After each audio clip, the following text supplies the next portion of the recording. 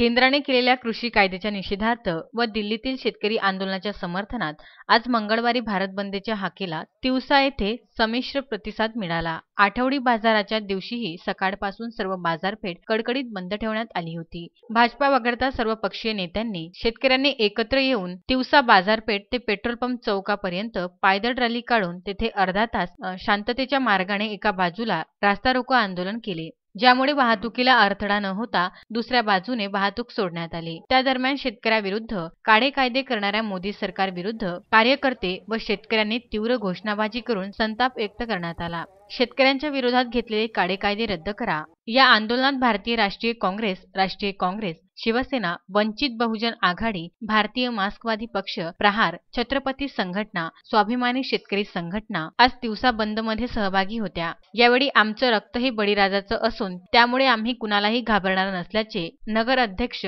वैभव वानखडे यांनी मोदी सरकारवर टीका करताना भाषणातून संताप व्यक्त केला आहे। या आंदोलनात काँग्रेसचे तालुका अध्यक्ष मुकुंद देशमुख, माजी जिल्हा परिषद सभापती दिलीप काळबांडे, संजय देशमुख, तिवसा नगराध्यक्ष वैभव वानखडे, शिवसेना जिल्हा प्रमुख श्याम देशमुख, नगरसेवक प्रदीप गौरखेडे यांच्यासह पक्षाचे असंख्य कार्यकर्ते उपस्थित होते।